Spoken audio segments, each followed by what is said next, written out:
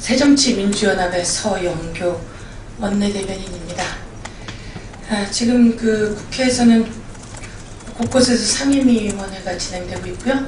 저희는 법사위는 일소위에서 피해자 기금 조성 등 과거에 피해자는 피해를 입고 나면 그냥 혼자 아파야 하고 피해본 것이 운이 안 좋아서 라고 했는데 이제 서서히 조금 바뀌고 있습니다. 피해자 기금을 국가가 만들고 지방자치단체자가 피해자들을 도와줄 수 있는 법안을 지금 만들면서 심사를 하고 있는 중이다라는 말씀을 보고 드리겠습니다. 그리고 안행위 차원에서 박인용 안전처 장관 후보자 인사청문회가 진행되고 있습니다. 박인용 안전처 장관에 대해서는 정말 말이 많습니다.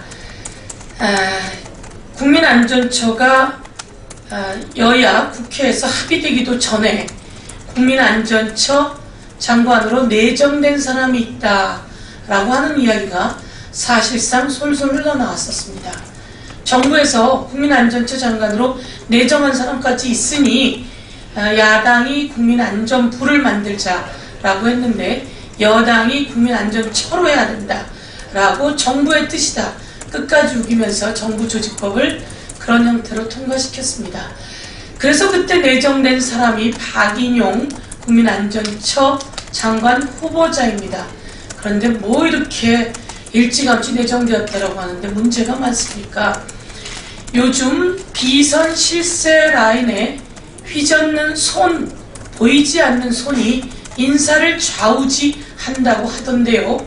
과연 이 국민안전처 장관 후보자는 어떤 보이지 않는 손이 작용을 했을까요? 우리는 그동안 김학의 전 법무부 장관 후보자, 문창극 국무총리 후보자, 도대체 왜 이런 사람들이 국무총리나 장관으로 추천되는지, 윤창증 전 대변인 어떻게 추천되는지 우리 참 의아해 했습니다. 그런데 이제 보니 보이지 않는 손, 비선 실세의 손, 대통령 측근의 손, 이런 이야기가 이제 조금씩 실체가 드러나는 것 같습니다. 윤창중 같은 사람은 도대체 누가 추천했을까요? 왜 대통령은 불통 인사를 하십니까? 라고 해도 아무 답변이 없었던 것이 이렇게 그 주요 인사를 추천하는 손은 다른 데 있었기 때문 아닐까 이런 생각을 해봅니다. 박인용 안전처 장관 후보자 갖고 있을 건 다 갖고 있습니다. 첫 번째 위장 전입, 두 번째 소득신고 누락, 부당소득 공제, 아파트 다운계약서, 연평도 포격 이튿날 골프, 그리고 세월호 있은 8일 후 골프, 천안함 직후 골프. 도대체 국민의 안전을 골프 치느라 생각할 수 있을까요? 다시 한번 말씀드리지만 박인용 안전처 장관 후보자는 우리는 국민의 안전을 지켜줄 사람이 필요하지 안보가 아니었습니다. 그런데 안보 전문가도커녕 골프 전문가 아닌가. 후보자 그리고 그 부인까지 골프 전문가를 자처하고 있으니 과연 대한민국의 국민안전처 장관 해야 할 일이 어마어마하게 많은, 그리고 곳곳을 쫓아다녀야 될 사람으로 적당한가 우리는 의문을 제기합니다.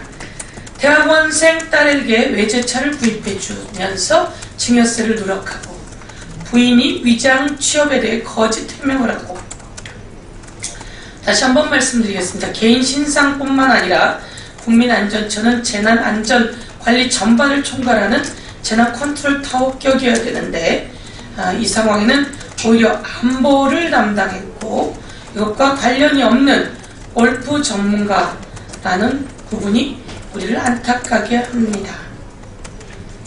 자, 국민안전처 장관의 해군 대장, 육군 중장, 과연 국민의 안전이 그들 마음속에 있을지 의문입니다.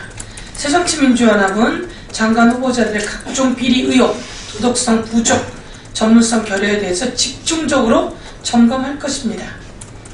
명확한 해명을 내놓지 못한다면 국민 선택을 받기 어려울 것이다 말씀드리겠습니다. 그리고 하나 더 말씀드리겠습니다. 어제 이병기 국정원장이 국회에 왔습니다. 제가 한 언론에 나온 이야기처럼 국정원에서 정윤의 뒤를 캤다라고 하는 이유로 1급 국장이 대기 발령 중인 것 같다라고 하는 보도가 있었고, 이에 대해 문제 제기를 했습니다. 국정원은 그런 일을 해서는 안 된다 라고 하는 것을 지적했고, 국정원장이 그렇지 않습니다 라고 답변을 했습니다. 그런데 언론 여러분들, 오늘 지면은 양쪽 이야기를 다 실었는데 이병기 국정원장의 답변만을 제목으로 뽑은 것들이 꽤 있었습니다. 주도적인 질문은 국회에서 했는데 왜 답변, 이병기 원장 청와대에 추적하지 않는다라고 하는 답변만 제목으로 뽑아서 편파적인 글이 올라갔다는 걸 여러분께 말씀드리겠습니다. 그렇게 해주지 마시고 분량을 공정하게 해주시고요. 그 사람은 국회에 왔기 때문에 국회에서 질문을 한 것이기 때문에 국회의원의 질문을 집중적으로 저는 실어야 하고 제목도 그렇게 해야 하는데 어제 그렇지 않은 부분들에 대해서는 한 번 더 봐주셨으면 좋겠다라는 말씀을 드리겠습니다. 오늘 국회 운영위 소집 저희가 계속 이야기하는데 답변이 없습니다. 그래서 오늘 저희 원내대표단들이 국회 운영위 소집을 위한 그 소집 요구서에 서명을 했습니다. 오후에 국회 운영위 소집 관련해서 소집 요구서가 제출될 예정입니다. 그리고 임시국회, 저희는 12월 9일 정기국회 끝나자마자 임시국회 소집하자 이런 입장입니다. 빨리 법안 심사도 해야 되고요. 해야 할 일이 많습니다. 그래서 임시국회 소집을 요구합니다. 그리고 임시국회 소집과 더불어서 국회에서 해야 할 일, 4대강 자원외교, 그리고 방산비리, 이 부분에 대해서 국정조사 등 여야 국회가 적극적으로 이 국민의 혈세 낭비 조사해야 된다는 말씀드립니다.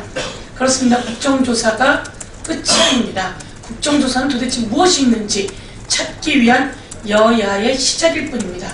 그런데 사자방 국정조사, 그리고 정윤회 게이트, 십상시 게이트에 대한 운영위 소집을 왜 묵묵부답인지, 아니 대변인들을 통해서 왜 비호하고 나서는지, 왜 숨기려고 하는지, 이것에 대해서 여당이 답변해야만 합니다.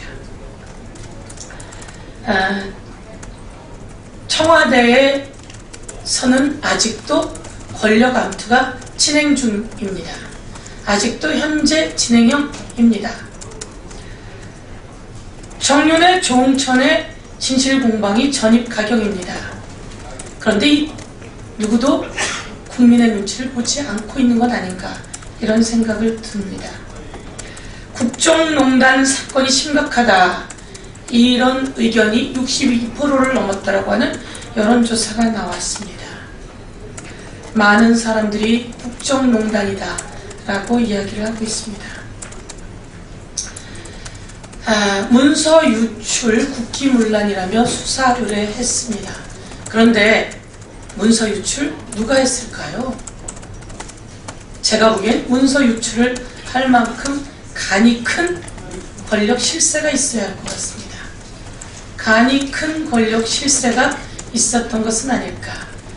제가 생각하기에는 박경정보다 훨씬 큰 권력 실세와 정윤의 비선 실세 간의 권력 암투가 아닌가, 이렇게 보겠습니다. 비서실 3인방, 그 위치에서 수사받을 수 있겠습니까? 증거인멸의 우려가 농후합니다. 비서실 권력 3인방, 그리고 그 밑에 새끼 3인방, 또 그 밑에 새끼 3인방, 모두 저희가 판단하기에는 잠시 청와대에서 나와야 합니다. 그리고 수사를 제대로 받아야 한다.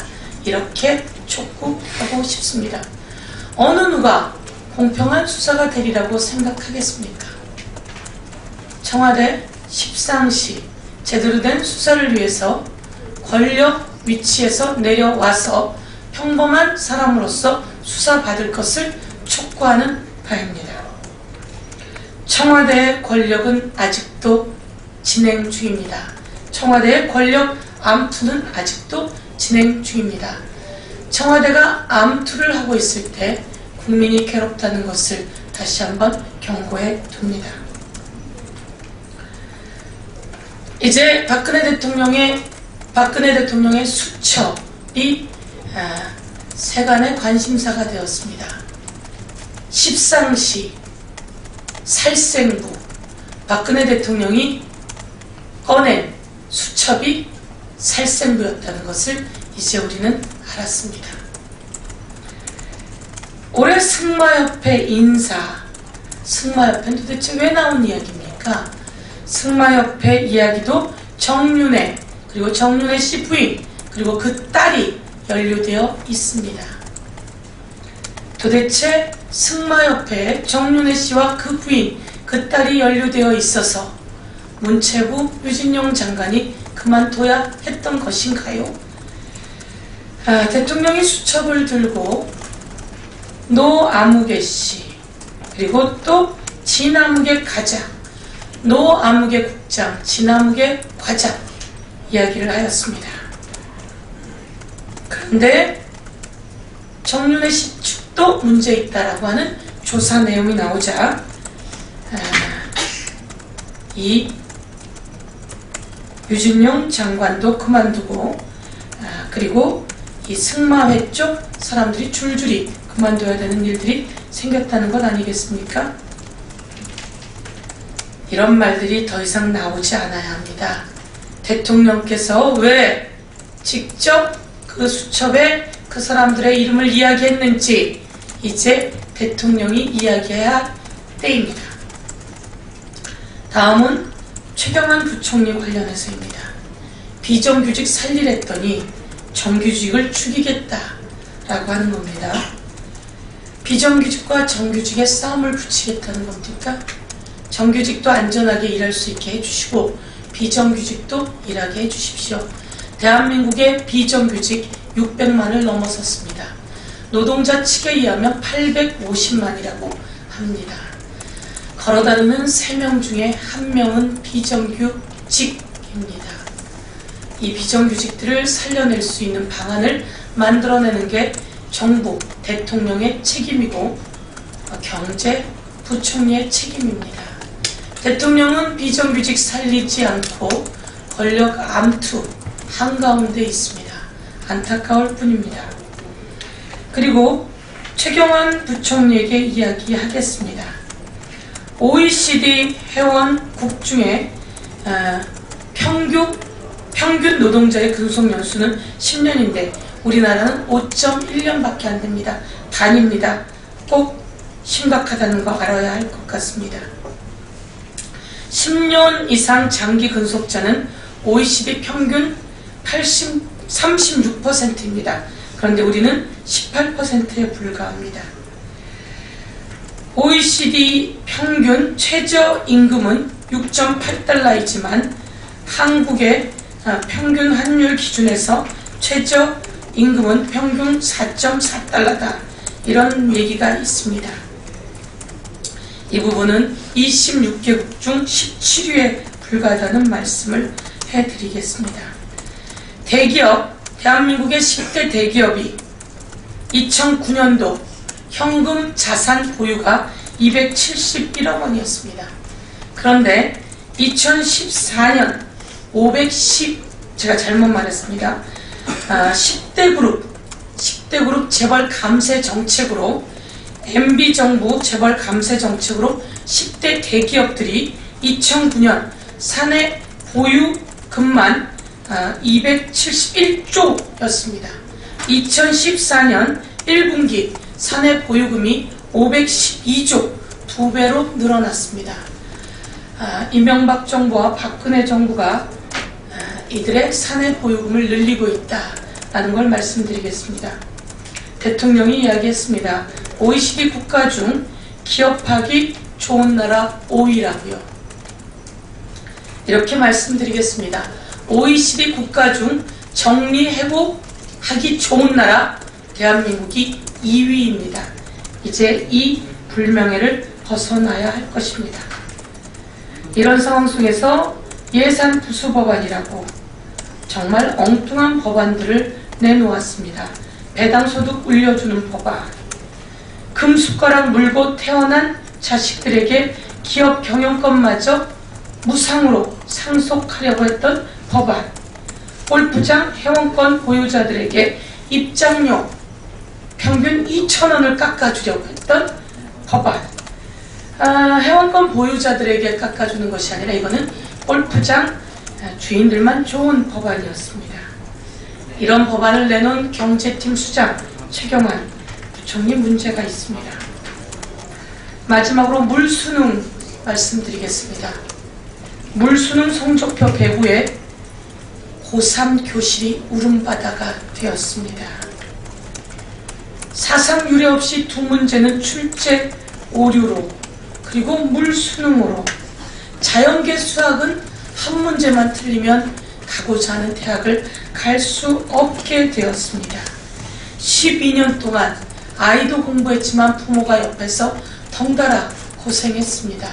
그런데 이 정부 물수능 제대로 대책도 없는 교육 관계자들에 의해서 대한민국을 슬픔에 빠뜨렸고 혼미스럽게 했습니다.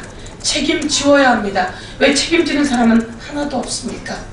물수능 책임질 필요가 있다라고 대통령께 말씀드립니다.